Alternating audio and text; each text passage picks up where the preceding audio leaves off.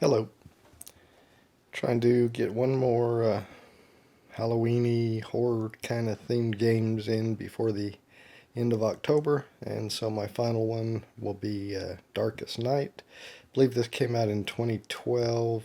I don't think I got it till 2013, and actually the last time I played it was 2014 until a couple days ago. I played it again to remind myself of the rules. This is the first edition. I know the second edition did come out some years back, um, so I don't know anything about the differences between that edition and this one as far as rules go.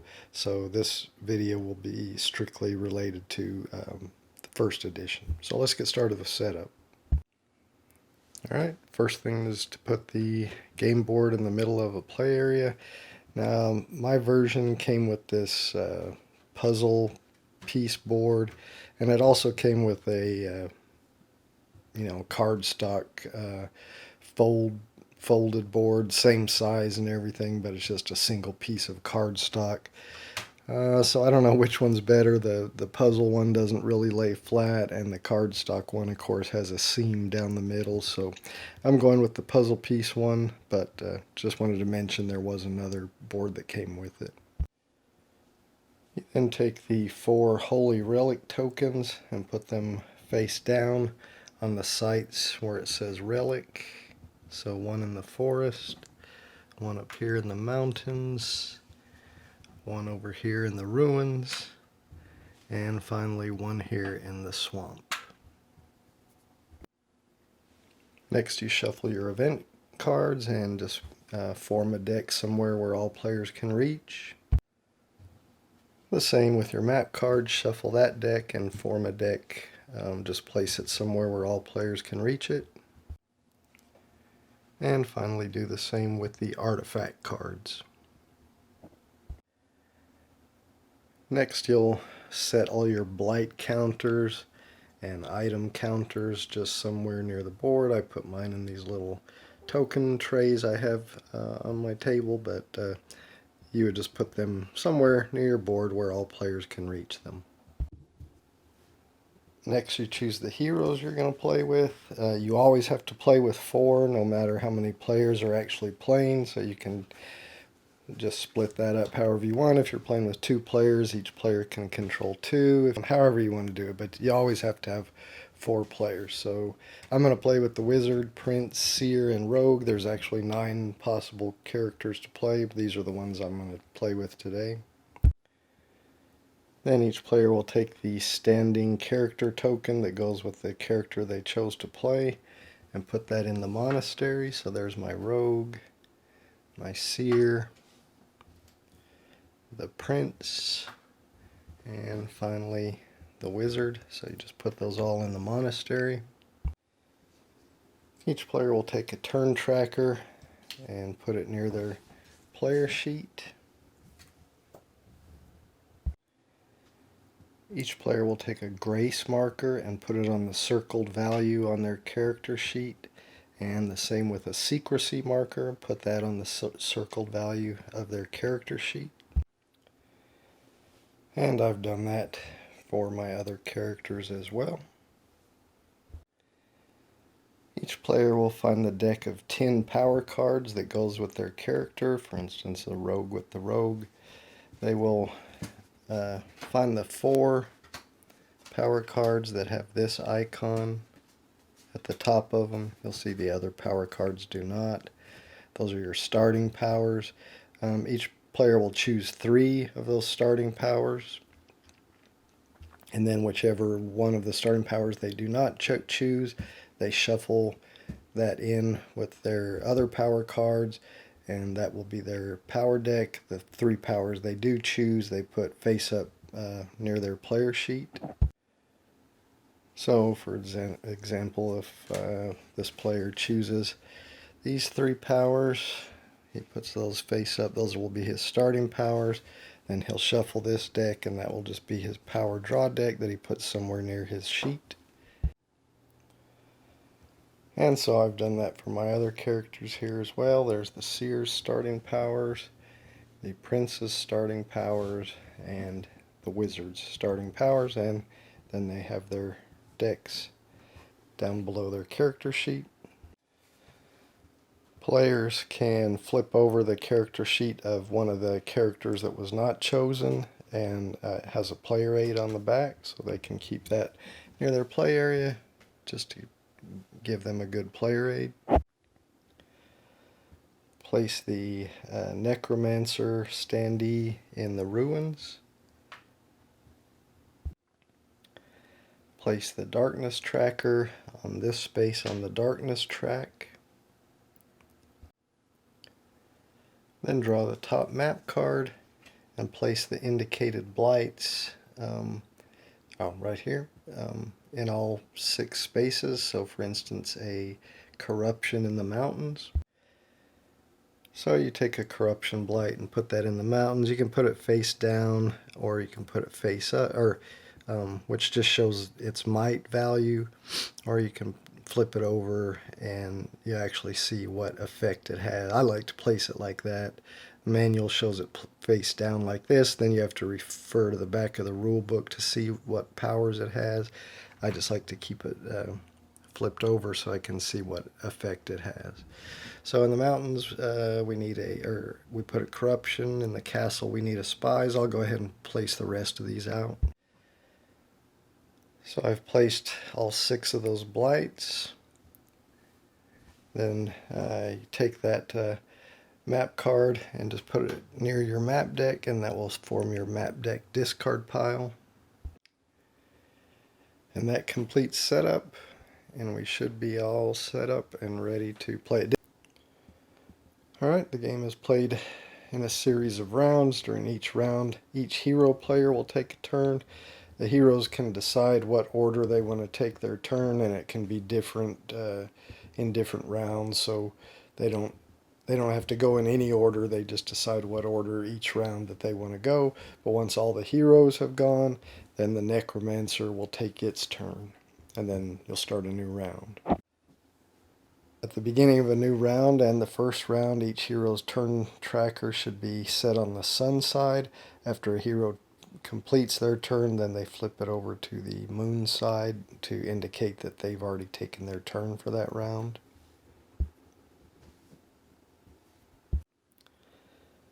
So when a hero takes a turn, they would resolve any power effects that take place at the start of a turn. If a hero is at the same location as the Necromancer at the start of their turn, then they would lose 1 secrecy.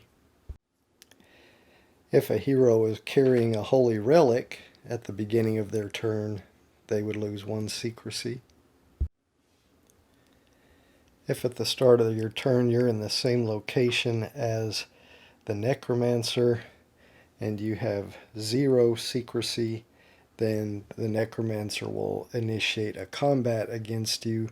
Otherwise, you draw an event card, unless you're in the monastery, in which case you also you don't have to draw an event card. So in most cases, if you're not in the monastery, or if you're not in the same location as the Necromancer with 0 secrecy, you will draw an event card, and it'll say something like this: compared to your secrecy. So, like in this case, the Seer's secrecy is 6. So you would look here at 6 plus, and you'd kind of have to battle a flying demon. But in this case,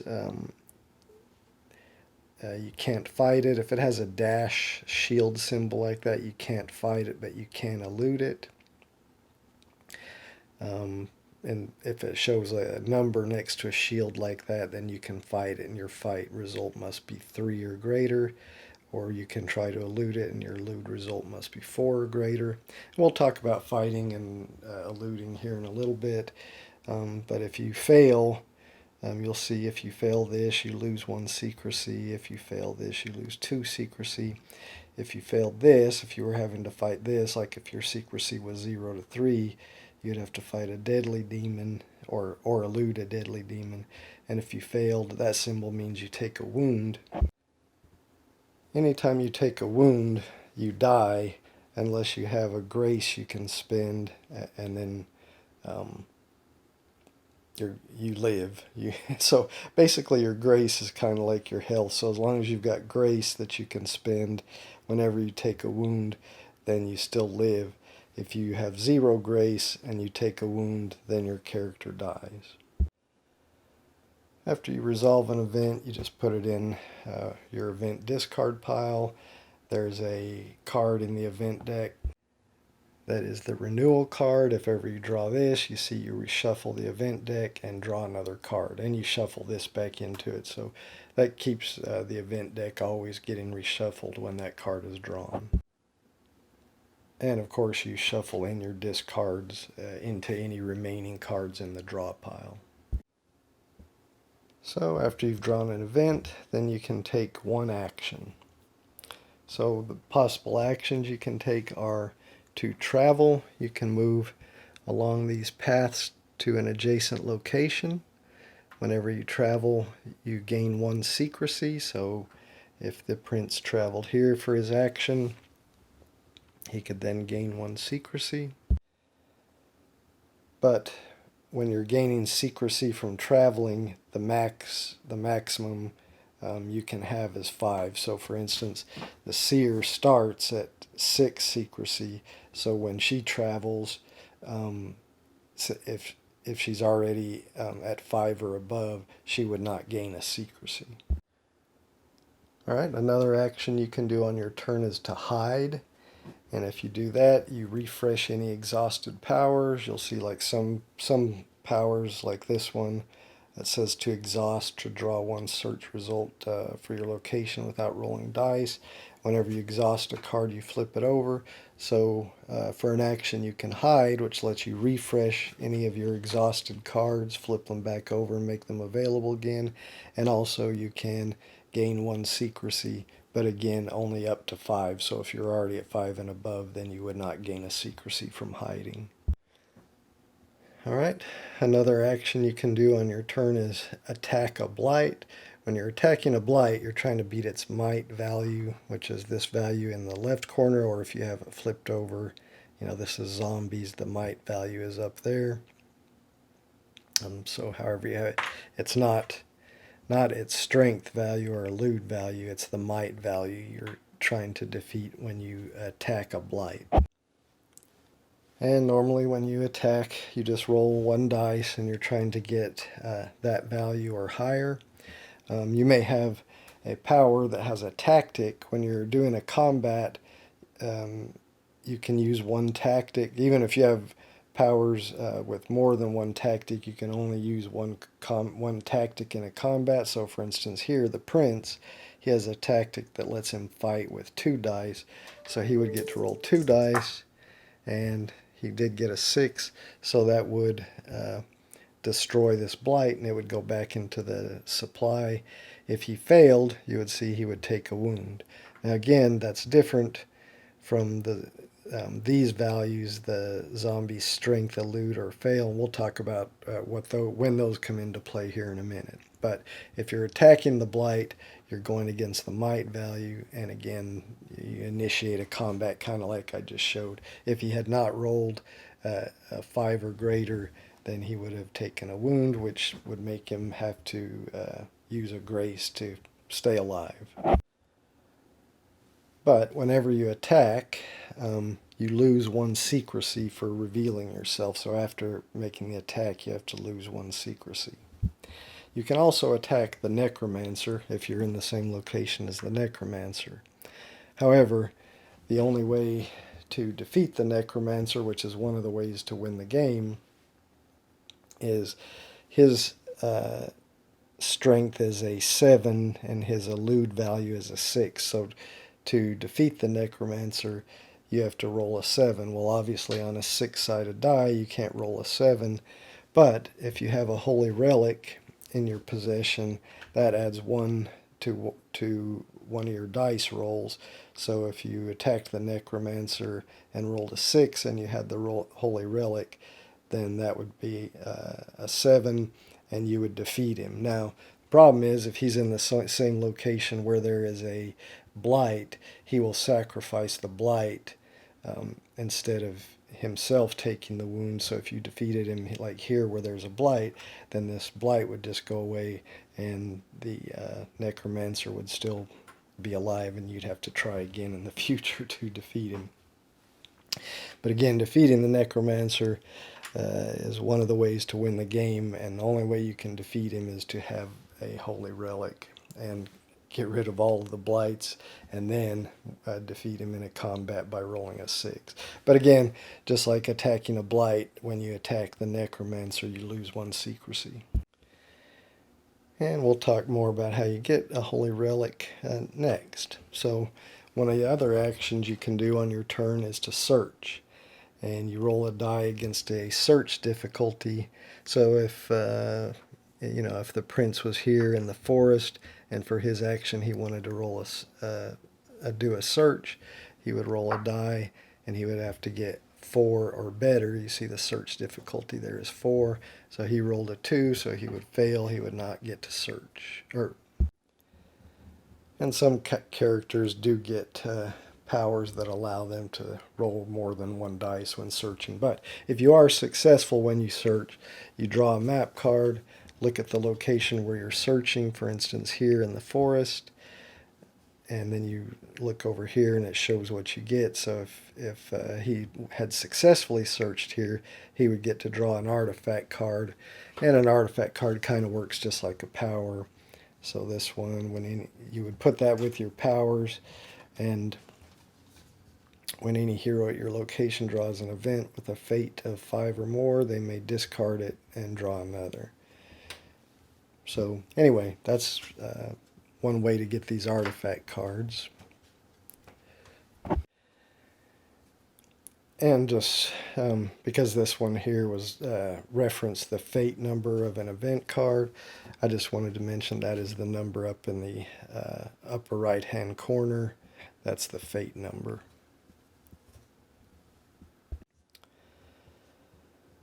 Then after you've retrieved whatever search item you're allowed to get for that location you search, then your map card just goes in the discard pile.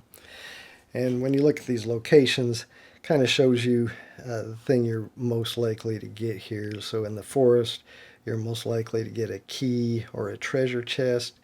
And a treasure chest token, you can turn that in at any time to get a new power, to draw your top power card and add that to your available powers. But here in the ruins it shows 2 keys, so you're really likely to get a key there.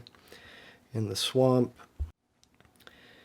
you're likely to get an epiphany, which lets you search your power cards and choose one that you want to add to your powers, or a bottled magic, which that lets you roll 3 extra dice. In the castle, you're likely to get a treasure chest or a supply cache, which that allows you to draw 2 of your power cards, choose one to keep, and put the other one at the bottom of your deck. And up here in the mountains, you're likely to get a key or a treasure chest. And again, if we just look at this map card, if you'd drawn this one in the mountains, you would have got a treasure chest. In the castle, you would have got a bottled magic. In the village, a key. Swamp, a artifact. Forest, artifact. Or in the ruins, a key. And keys are important because once you have 3 keys, you can go to a location that has a holy relic and turn those 3 keys in to retrieve a holy relic. And then you can put that on your player sheet and keep it with you, or you can go take it to the monastery and drop it off. At the monastery, you can always drop off any items you have to kind of keep them safe. So anyway, that's the search action. Another action you can do on your turn, only if you're in the monastery, is pray. And when you pray, you can roll 2 dice, and you gain 1 grace for each value of 3 or more. So if you roll 2 dice and got a 4 and a 5, you get to gain 2 grace, and you also get to refresh your powers. So the other way we said is if you hide, you could refresh any exhausted powers, but if you pray in the monastery, you also get to refresh any exhausted powers. Now, I do want to mention when you're praying in the monastery to gain grace, you can never gain more than your default grace in that manner. So your circled value, you could not gain more than that by praying. Now, other game effects may allow you to gain a grace that could take you above that value. But in the monastery, when you pray, you cannot go above your default value, which is your circled grace value. Oh, and the next action was one I just mentioned a minute ago, was you can retrieve Holy Relic, which, if you're in a location where there's one of the 4 locations where there's a Holy Relic, you can discard 3 keys to retrieve a Holy Relic. And then the last kind of action you can take is an action from one of your powers. So, for instance, this one, you can take this action for your action for the turn to spend 1 secrecy. To activate this in your location, heroes gain +1 in fights when attacking blights there. So this power, if you activate this power, you're actually activating it in a location. So in that case, you may want to stick it near that location so people will remember that that power is active there. Now you can, in a future turn, if maybe the prince had activated that there, well, maybe in a future turn he's up in the mountains, he could do that action again, and then it would just move the location that this power was in to his current location. Some actions, like here, the seer has an action that says to exhaust, to draw 1 search result for your location without rolling dice. So if she did a search action in a location, she could just exhaust this card by turning it over, and then she would get to automatically draw a map card without having to roll dice. And again, to refresh that, she would either have to hide or pray in the monastery. The rogue here has an action where he can spend 1 secrecy to search with 2 dice instead of 1. So I mentioned that some characters may have a power to roll more than 1 dice when searching. Well, that's what the rogue has there. And again, if it doesn't say to exhaust it, then you don't have to exhaust it. Only if it says exhaust when you use that power, then that's when you have to exhaust it. But like this one, he could use it and it doesn't exhaust. And some powers, like I mentioned, they say active, and they, like this one, is active against a certain location. Some may be a power that says activate and the target is a certain hero, and they may have an effect on there that says when it will deactivate. So like this one will stay active until this hero uses that action on a different location. It'll stay active in that location. But some powers will say, activate and then deactivate once this condition is met, that kind of thing. So those are the different actions you can take: travel, hide, attack, search, pray, retrieve holy relic, or use an action on one of your powers. And once you've done that,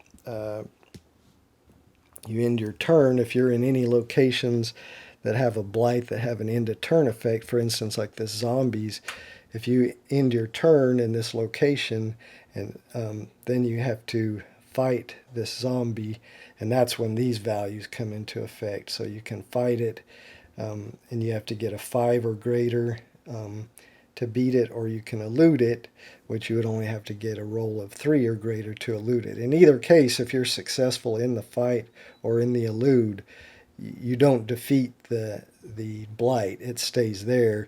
You just don't have to take the effect. So if you're into your turn here and you try to elude this zombie and you fail, then you got to take a wound and use spend a grace. But if you are successful in eluding it, then you just don't take the fail effect. Or if you fight it against its strength, and you're successful, you still don't defeat it. You just don't take the fail effect. The only way you defeat a blight is if on your turn you attack it, and then you're going against its might value. If you end your turn in the monastery and you spent your entire turn there, so you started your turn there, maybe you prayed and then end your turn, spent your entire turn there, at the end of your turn you also gain a secrecy up to your default, so you can't gain over your default.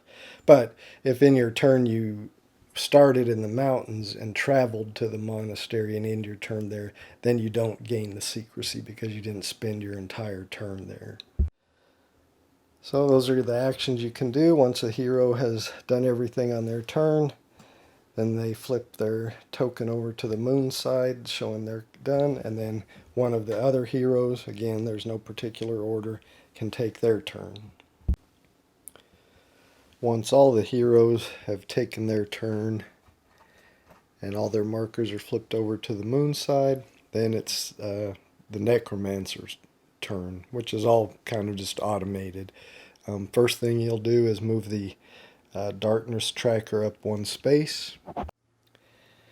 There is one type of blight called the desecration, and if that is on the board, then that increases the darkness an extra space each round, when the necromancer would increase the darkness track at the beginning of their turn.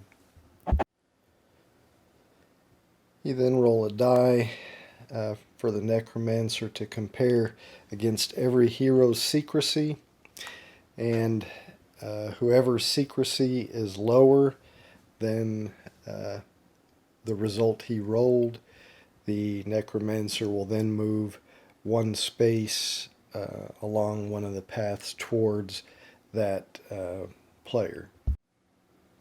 So for example, in this case we rolled a 5. He would not detect the wizard because his result is not greater than the wizard's secrecy. He would detect the prince, he would not detect the seer, and he would not detect the rogue. So since the only one he detected is the prince, he would move one space toward the prince, which would actually bring him into the prince's space here. And actually, because the seer and the wizard and the rogue are all currently in the monastery, even if their secrecy had been lower than the necromancer's roll, he would not detect them. He ignores and can't detect any players that are in the monastery. If, for example, he detected both the prince and the seer, he moves one step toward the closest hero that he detects. So he would still, in this case, move toward the seer because he can only move one space, and that would get him there. I mean toward the prince, and the seer is actually 2 spaces away. So he would move one step toward the closest hero that he detects. And if he's in the same space as a hero that he detects, he would just stay in that space. If he doesn't detect anybody, for instance, if the prince's secrecy had been 5, and so everybody's secrecy is equal to or greater than his roll, and he can't detect anybody, then he just moves along the path by the depending on the result, he looks at the number on the board, and you can see, like for a 5, then he would move one space toward here.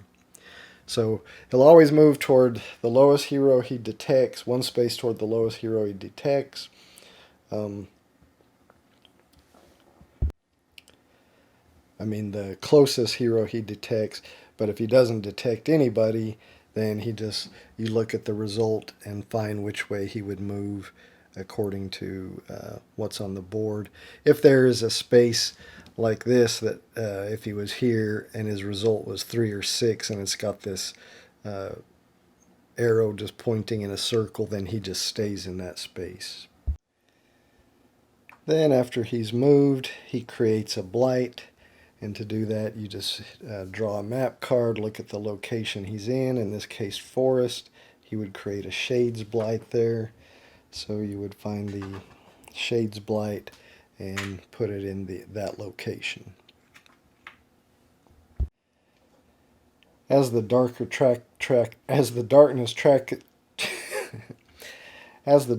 marker moves up the track, you'll see that once it gets to 10 or above, when the Necromancer would create blights. If he's in a location that doesn't have any blights, he creates two, and you do that by just drawing one map card, putting a blight, and then drawing another map card and placing that blight in the same location. As it gets even further up, when it gets to 20 or greater, he creates an extra blight when he rolls a 1 or a 2 for his movement. And that's in addition to this blight.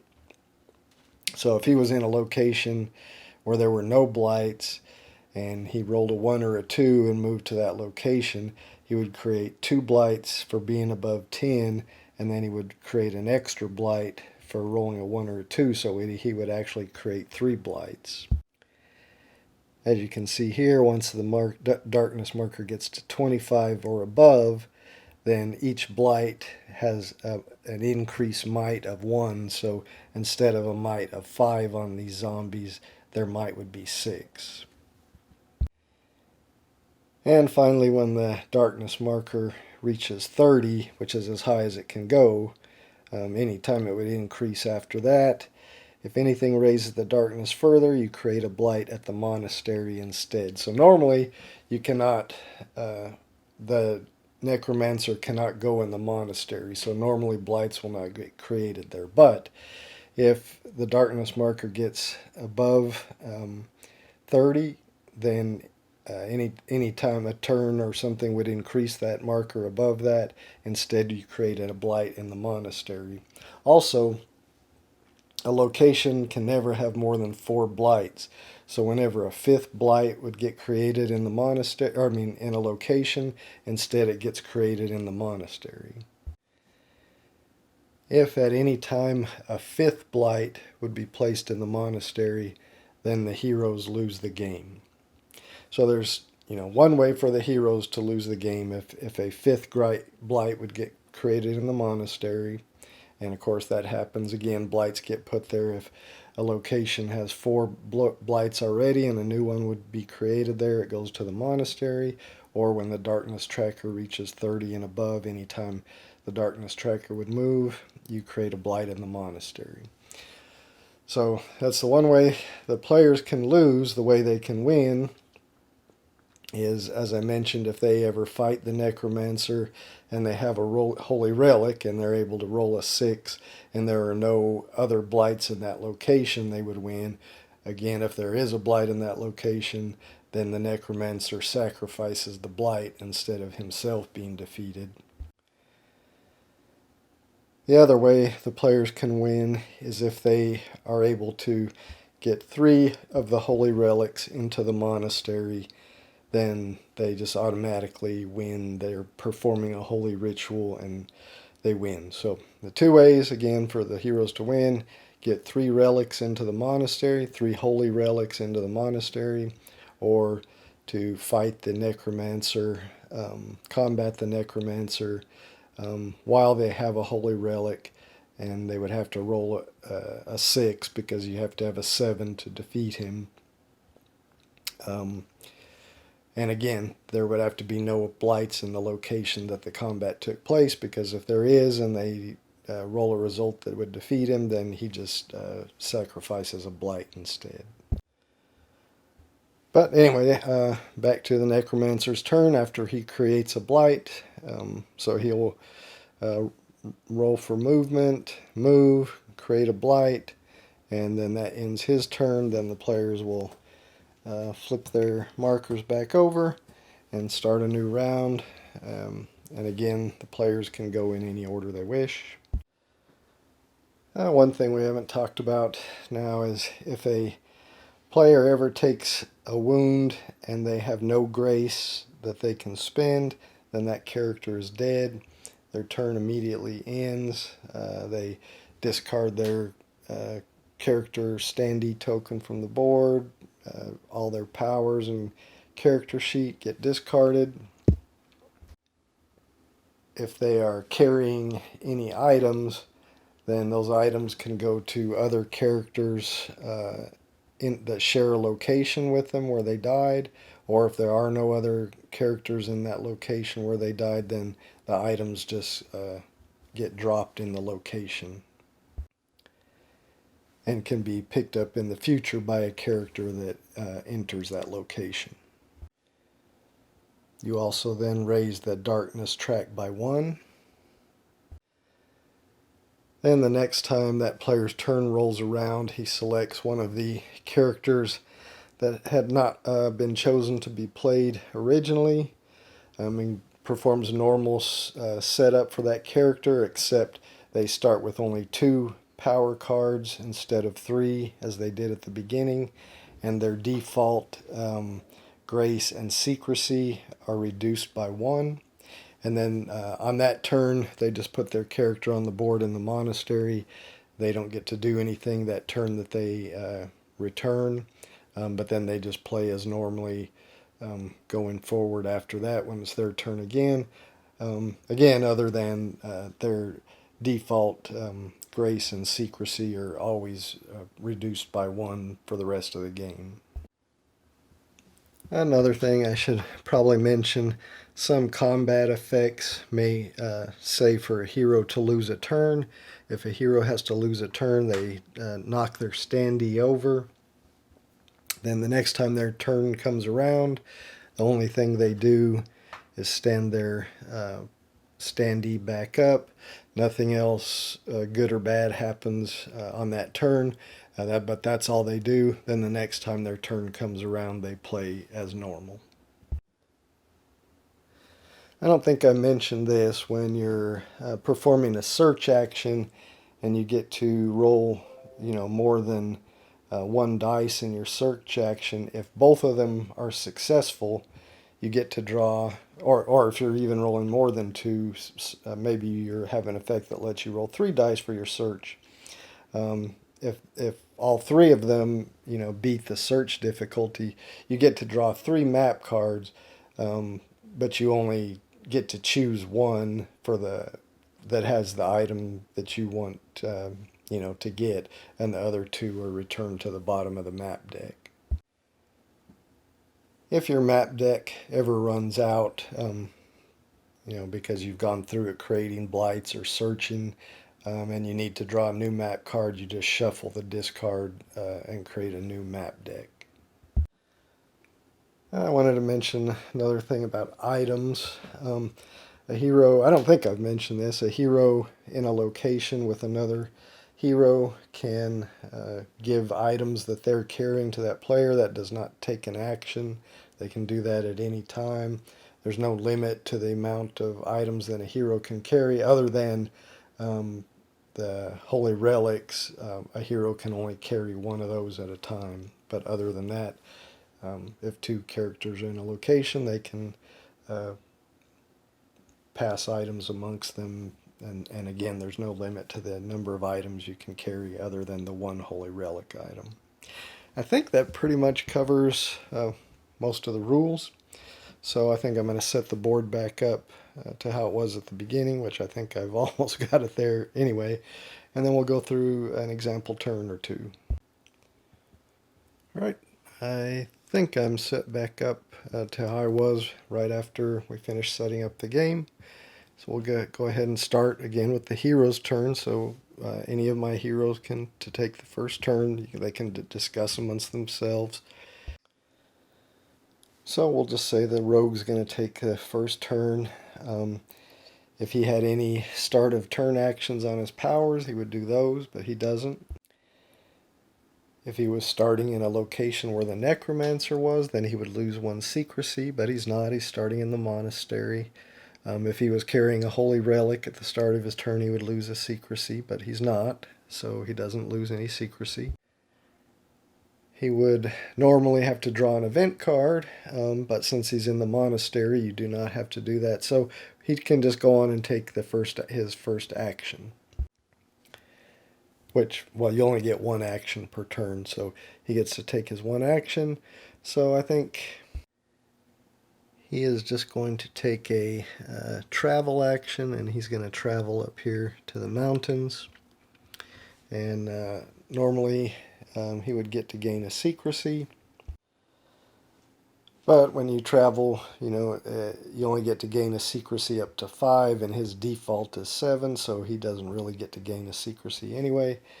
So that pretty much is going to end his turn. The blight in his location doesn't have any end of turn effects. It just has a no bonuses power. So like here the seer has a card that's a bonus.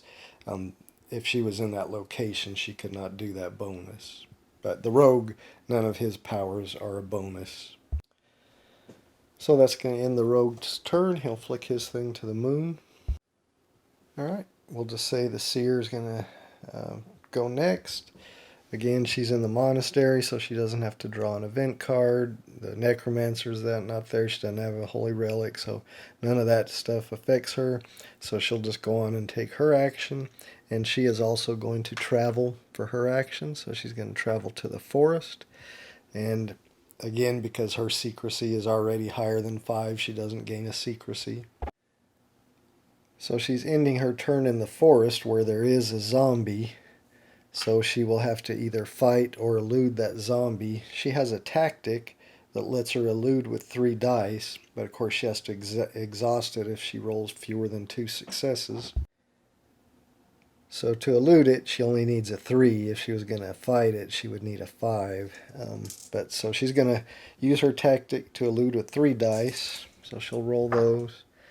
Alright, she got a 5 and a 4, so she got 2 successes, so she does not have to exhaust her card, and she manages to elude those zombies, so she doesn't take a wound, which she would have taken if she had failed to elude it or had fought it and failed to win.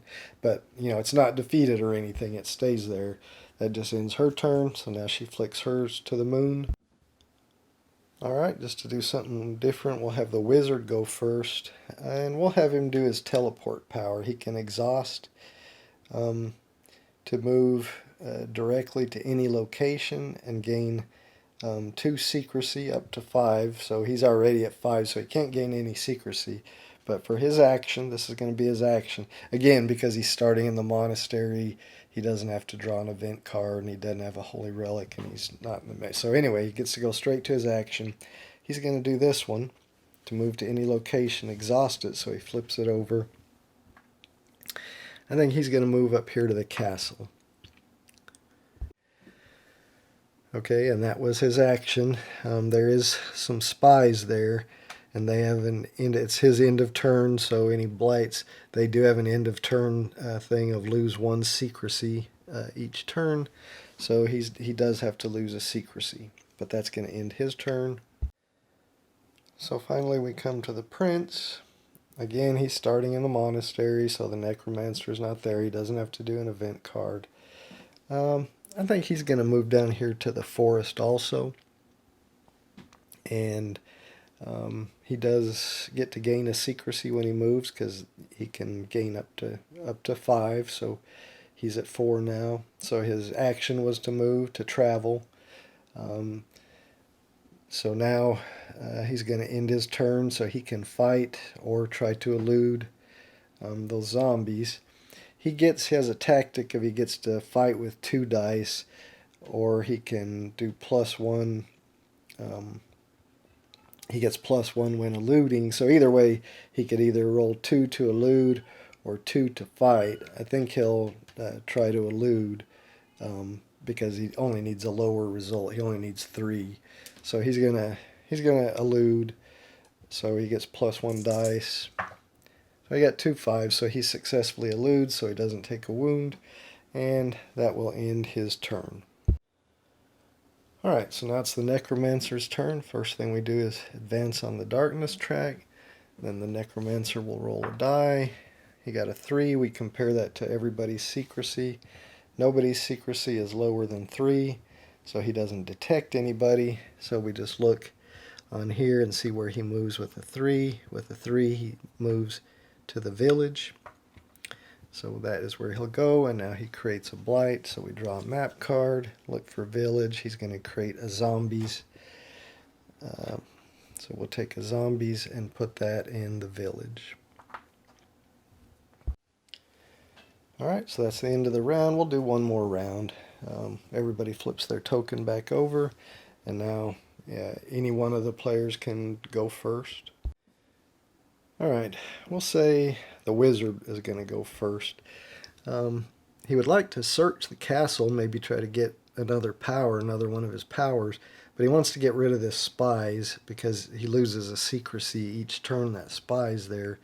So he's gonna well, first of all, he doesn't. The necromancer's not there, so he doesn't lose a secrecy. He's not carrying a holy relic, so he doesn't lose a secrecy. He's not in the monastery, so now he does have to draw an event card. So we draw an event, Vengeful Spirit, compared to secrecy. The wizard's secrecy is 4. So we look, he's got to either fight or elude a shadow, because 3 to 4. So he's going to, I think he's going to try to fight, because since it's a lower result, he just needs a 4 or better. He could use his tactic to fight with 3 dice, but if he's successful, he's got to exhaust it, and he wants to use that to fight those spies for his action. So I think he's just going to try with, he's not going to use his tactic. He's just going to roll 1 dice to fight this shadow, so he needs 4 or better. He didn't get it, so he's got to take a wound, so he will spend 1 grace so he doesn't die. Alright, and now that event card is done, so we'll just make that the event card discard pile. So now for his action, he's going to attack these spies, and he has to get a 5 or better. So he's going to use his lightning strike power to fight with 3 dice, and hopefully he gets a 5 or better on one of those dice. And he does. He got a 6, so he succeeds, and this says exhaust if he succeeds, so he's got to exhaust, but he did defeat these spies. Now because he attacked, that does make you, because you made yourself known, you lose a secrecy for attacking. But at least he did get rid of that blight, so his turn is over. Alright, we'll have the prince go next. The necromancer's not there, so he doesn't lose a secrecy. He's not carrying a holy relic, so he doesn't lose a secrecy. But he's not in the monastery, so he does have to draw an event card. So he got the tracker.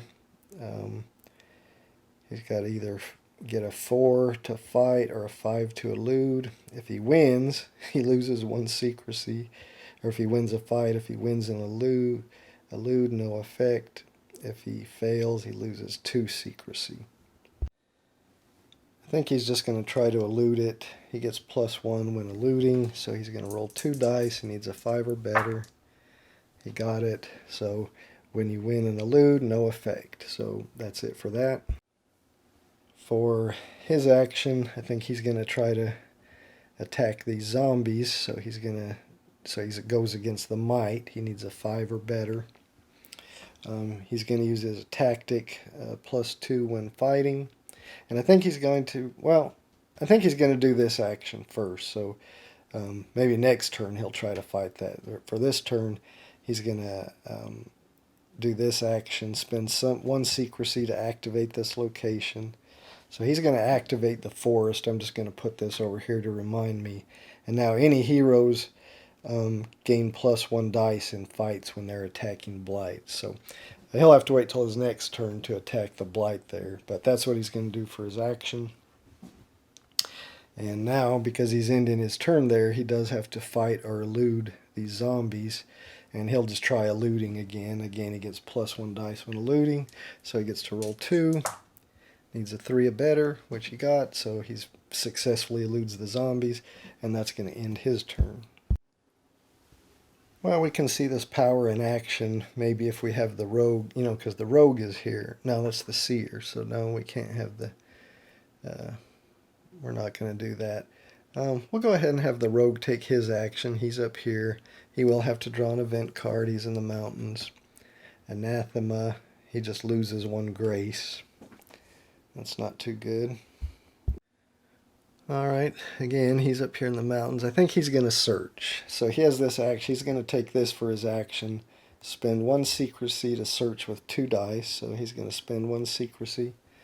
He gets to search with 2. Now the search difficulty there is 4, so he needs a 4 or better. he got a 4, so good, he's successful. So we grab this one, look at the mountains, he gets a key. So we get over here, take a key, and put that on his mat. Remember, he needs 3 keys to turn in to get a holy relic. This blight doesn't have any end of turn effect, so that's pretty much it. That's going to end his turn. So finally we have the seer. She's here in the forest with the prince. She's going to start her turn. The necromancer's not there, but anyway, she does have to draw an event card. She got Evil Day, exhaust a power or draw 2 more events. I guess she'll exhaust a power. She'll exhaust Prophecy of Fortune, because I think she's going to use these other 2 right now. Alright, so that's her event. So for her action, she's going to search. So she's going to use this action of her card. Exhaust to draw 1 search result for your location without rolling a die. So she's exhausted. Just successfully searches. Now she's in the forest. So she found a key. So that's good. So she'll get a key. Put that on her mat. And now it's her end of turn. She does have to face these zombies. She's going to elude with 3 dice. So she's going to try to elude him. So she gets to roll 3. And she just needs a 3 or better. What she gets, 2 successes. So she doesn't have to exhaust it because she got 2 successes. That's going to be the end of her turn. She'll flip this over. So now we go to the necromancer's turn. So we have to advance the darkness tracker. Then he's going to roll a die. Got a 1. Nobody's secrecy is lower than 1. So now he just has to look on the board here, and a 1 moves him up here to the mountains. And now he'll create a blight there. So we'll look for mountains. He's going to create a shades. So we grab a shades token. It looks like that one's something somebody will have to battle. So now we've got 2 blights there. And now we start a new round. Just because the rogue is here where the necromancer is, we'll go ahead and just show his turn just to show the difference of because the necromancer's there. So at start of the rogue's turn, because he is starting at the start of his turn, he's in a location where the necromancer is, he automatically loses a secrecy. Now, because the necromancer is there, if his secrecy is 0, he would have to automatically combat the necromancer, but his secrecy is not 0, so he does still go ahead and draw an event card. She got Dark Champion compared to the Darkness track, which is at 2. So he's got to either battle or elude a ghoul. He has a tactic that lets him elude with 2 dice and gain 1 secrecy if you roll up to 2 successes. So he's going to try to elude with 2 dice. So he'll roll. He got a 4 and a 3. To elude it, he needed a 3, so he got 2 successes. So he does gain a secrecy. So usually if you're low on secrecy and the necromancer is in your location, it's usually a good idea to get out of there. He's pretty high on secrecy, so I don't think he's going to worry about that right now. So for his action, he's going to go ahead and search again, because he'd like to find another key. Again, he can spend 1 secrecy to search with 2 dice, so he's going to spend a secrecy. He will roll 2. He got a 6 and a 4. So again, the search difficulty is 4, so he actually gets to draw 2 cards. Since both were successes, he's in the mountains. Either one gives him a key, so it doesn't matter which one he chooses. So he'll just say he chose this one. The one he didn't choose goes to the bottom of the map deck. So now he's done his action, but because he's in a location with some shades, he's either going to have to fight or elude them. he can elude with 2 dice, but elude he needs to get a 5 or better. He has a tactic where he can spend 1 secrecy to fight with 3. I think he's going to do that. So he's going to spend a secrecy, fight with 3 dice, 5, 4, 3. He only needed a 3, so he's successful. So, and again, when you're fighting one of these against their strength at the end of your turn, that's not the same as attacking, so the blight's not destroyed, but he doesn't take a wound, and that's going to end his turn. So I think you can see how the game plays along with the explanation I gave. So you keep going until either you are able to turn in some keys, get a holy relic, and hopefully get a location cleared of blights, and get the necromancer to go there and fight him, and hopefully roll a 6, so you have 7 or better, total of 7 or better. Because remember, the holy relic gives +1 to your rolls. Or maybe your other buddies can get relics also, and you get at least 3 and put them in the monastery. So anyway, I've played this game. I think the last time I mentioned this, that I played it before this past week, was 2014.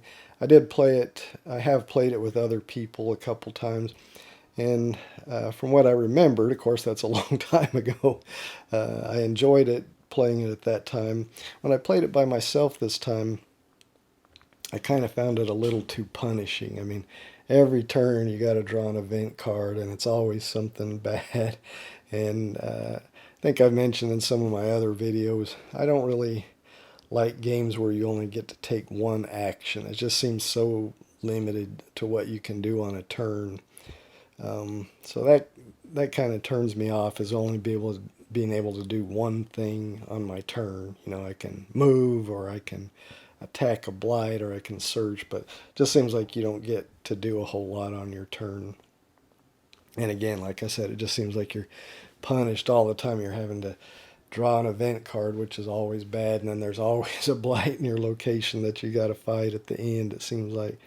So when I was, again, like when I played it, 6, 8 years ago, however long it was, and I played it with other people, I remember it being more fun than what I thought it was just playing it by myself this past week. Like I said, it just seemed too punishing me, and too limited in what I could do. So I didn't enjoy it too much this time, playing by myself. So I think I'll have to play again with other people to see if I really have changed my opinion of this game. But you can make your own decision. You've seen how it's played. I think that's it. My video's gone on long enough. Thanks for watching. I hope you enjoyed it.